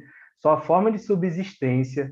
A gente fazendo questão de chamar autoridades e às vezes a gente via assim só falas para dizer que estão fazendo alguma coisa e na outro dia já não tinha nada de novo, não tinha nada de o que foi que aconteceu e as políticas de contingenciamento foram pífias assim, foram nada assim, deixaram para a própria população fazer. Até hoje eu faço parte e pessoas daqui de Natal fazemos parte de um grupo que se mobilizou, a sociedade civil se mobilizou para limpar aquela praia. E a gente encontra até hoje ainda óleo cru nas nossas praias, né? Os impactos a gente ainda está vendo. E assim, está apagado. Nada se fala mais sobre isso. Não vem mais notícia assim. Já faz 2 anos. Alguém falou sobre o que isso aconteceu e ninguém teve a resposta, né?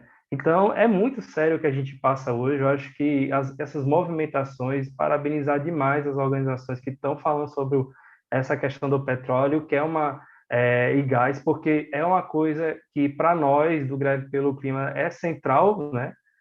São políticas que a gente precisa e é isso, é outra coisa, né? Que exige muito da gente que a gente dê soluções. E o pior é que, se a gente não falar, se a gente não disser, olha, vocês podem fazer isso, isso, ou se a gente não se especializar e dizer, olha, vocês podem fazer isso, isso, ninguém escuta, né? É impressionante, assim, fica a ver navios. Então, realmente, os impactos são muito sérios. A gente está perdendo, não só pelas questões das mudanças climáticas, mas está perdendo por esse antropoceno que não está nem aí para nada, né? Pelo lucro, pelo esse sistema que a gente precisa mudar. E a gente precisa estar realmente assim, fazendo essa luta dentro do Congresso Nacional, uma organização política, e também propondo, né? Chegar, a gente precisa falar. E aí isso que eu queria também perguntar a Nicole, né? Talvez assim, como Greve pelo Clima, que hoje a gente, nessa sexta-feira, a gente vai fazer uma greve, está fazendo, já começou, né? Mas sexta é o dia central, que chega de promessas vazias. Então a gente precisa saber o que a gente pode reivindicar quanto a isso, né? O que a gente pode também propor dessas mudanças, né? Você falou aí de incentivo, esses incentivos, retirada de incentivo, é uma guerra, digamos, eu digo guerra porque é uma guerra econômica também, regionais e mundiais, né? E que eles tiram todos os impostos para atrair essas pessoas para cá, essas empresas, mas já sabemos o que é, qual é o impacto de interesse deles. Então, retomada desses impostos, propostas que a gente pode dar, simples, né? E vocês como especialistas podem nos orientar, para que a gente, no dia da greve, também faça isso aí, uma carta, um manifesto, e que a gente use táticas também nesse sentido de mostrar para a sociedade que há possibilidade de transição e que ela pode ser para ontem, né? E que a gente está sofrendo muito, né? Com tudo isso que vem acontecendo. Obrigada, Vitor. Fico muito feliz e triste de saber que você fez a limpeza das praias, porque triste porque você não deveria fazer, não deveria ter que fazer, né? Não deveria ser a sociedade a fazer, deveria ser o governo e os responsáveis por aquele vazamento a fazer, porque aquele petróleo era tóxico, né? E fez mal para as pessoas que entraram em contato com ele, mas eu sei que não tinha outro jeito, então, ao mesmo tempo, fico feliz e te parabenizo pela sua atitude, mesmo, assim, nossa, show de bola, muito bom. Eu acho que cabe a nós mesmo, né? E aí eu trago um pouquinho a questão do Acordo de Glasgow, que tanto o Fridays quanto a Greve pelo Clima, quanto a Araiara assinaram, que é um acordo da sociedade civil, onde a gente diz, chega de promessas vazias, não aguento mais essas COPs, faz 26 anos que a gente se reúne COP atrás de COP, a gente já está no segundo acordo climático global e as nossas emissões só sobem, né? Então, obviamente, não está funcionando. Esse sistema que vocês criaram aí, ó, não está rolando. Então, a gente vai reduzir, né? E aí, a proposta do Acordo de Glasgow é a gente fazer uma agenda climática coletiva de redução efetiva. Então, assim, Rio Grande do Norte tem ali um monte de gasoduto, né? Vamos fechar esses gasodutos, vamos parar de trazer gás importado, vamos impedir a construção dos portos de importação de gás, né? Vamos fazer ali questionamento do licenciamento ambiental. Então, realmente existe uma questão, e acho super importante você ter falado das praias, né, do que você fez, porque existe uma questão no Congresso, lógico, né? Existe uma questão no Senado, existe uma questão no Judiciário, a gente faz isso, né? Mas também existe uma questão que a gente nunca deixou de fazer e que é super importante, que é uma questão local, né? Então, vou dar um exemplo para vocês bem rapidinho. A questão do fracking. A gente criou um projeto de lei de proibição do fracking. Ué, mas você não falou que o fracking era só o governo federal que podia legislar? Não é de competência federal? Que história é essa de projeto de lei, né? A gente fez um projeto de lei municipal onde os municípios proibiam de circular em vias municipais caminhões que carreguem químicos e equipamentos para a indústria do fracking. Proibida a queima de gases tóxicos do fracking. Proibida a outorga de água para o fracking, né? Então, a gente conseguiu proibir, dentro da competência do município, o fracking. A gente criou um verdadeiro pesadelo de infraestrutura para a indústria, né? E foi um a um ali, a gente conseguiu proibir mais de 400 municípios do Brasil. E aí foi bem local. Então, eu acho que a mudança, e aí por isso que eu tenho provocado assim bastante o Fridays, vocês até devem estar meio de saco cheio de mim, porque eu tenho provocado bastante vocês assim. Verdade, tem um monte de coisa para fazer no nível federal, a gente vamos fazer, não estou dizendo que não é importante, não estou dizendo que a gente não tem que continuar batendo na COP e levar demandas importantes para a COP, mas eu acho que a gente também tem que começar a fazer coisas no nível local, na medida do possível.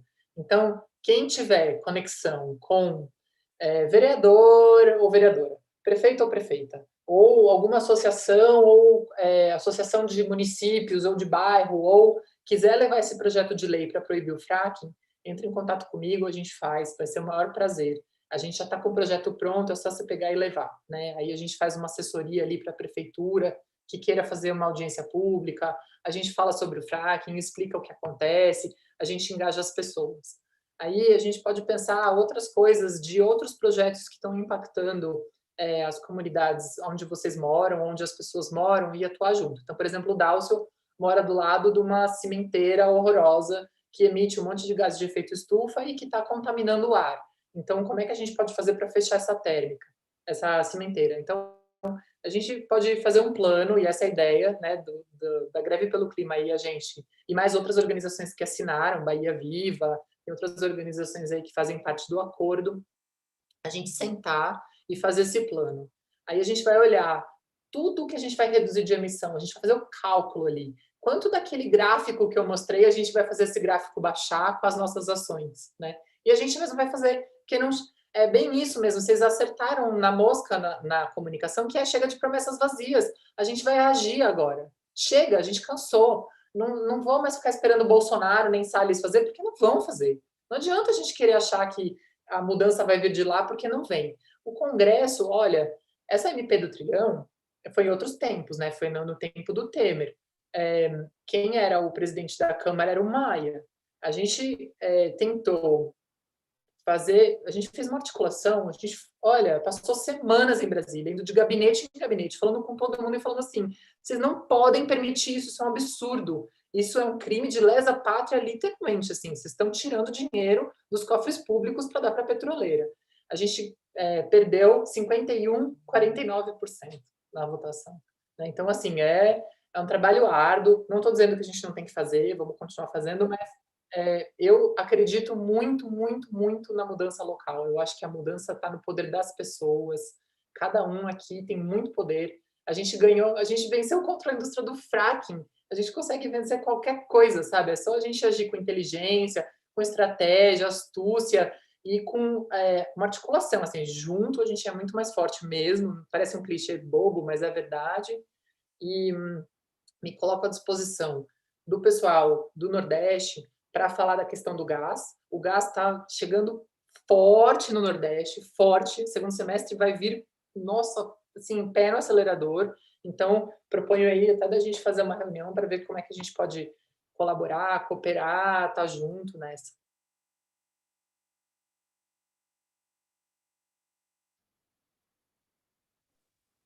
Bom, acredito que não temos mais nenhum inscrito, então acho que a gente pode prosseguir com o encerramento. Eu queria, em nome do Fridays, então, do Greve pelo Clima, agradecer o Instituto Araiara por ter cedido a Nicole, essa pessoa maravilhosa, exemplo de luta para a gente, para falar sobre a questão do petróleo e do gás no Brasil, que é tenso, a situação é problemática, mas enquanto houver esperança, enquanto houver coletivos e movimentos como o Araiara, que se dedicam e lutam e fazem essa comunicação, essa interlocução com a sociedade, a gente vai ter, sim, força para continuar nessa batalha. O Greve pelo Clima está nesse projeto, está nessa proposta. A gente tem muito a aprender com a Araiara. A gente promoveu essa oficina para a gente poder aprender também e fazer esse ativismo da maneira mais eficiente possível e conseguir derrubar esses leilões aí que estão tentando acabar com o nosso Brasil, né? Vamos cancelar a ANP, chega de cancelar a Carol Conká, não, a gente quer cancelar a ANP, é isso que a gente precisa fazer, tá bom? Muito obrigado a todos que estiveram presentes. Nicole, se você quiser falar alguma coisa, eu encerro por aqui, tá bom? Obrigada. Não, eu queria só agradecer, dizer que eu estou muito feliz. Essa é a primeira de muitas. A gente pode fazer outras capacitações. Se vocês quiserem saber mais sobre o fracking, eu tenho uma só sobre fracking, a gente pode falar sobre isso. Então, assim, contem comigo sempre, o que for necessário, o que for preciso. Acredito muito no movimento da Greve pelo Clima. Hoje a gente estava conversando aí no off, antes de começar essa transmissão, de que vocês são muito corajosos, muito poderosos, vocês têm um poder que vocês nem imaginam nas mãos, né? Então, eu acredito muito em vocês e acho que a gente tem essa parceria aí que eu estou super animada, quero que a gente cresça muito e que a gente conquiste aí, que a gente realmente cancele a ANP e o petróleo no Brasil. Obrigada, boa noite para todo mundo. Foi ótimo estar com vocês, viu? E eu tenho encerramento em nome de todo o Fridays e também da Araiara. Leilão fácil, não.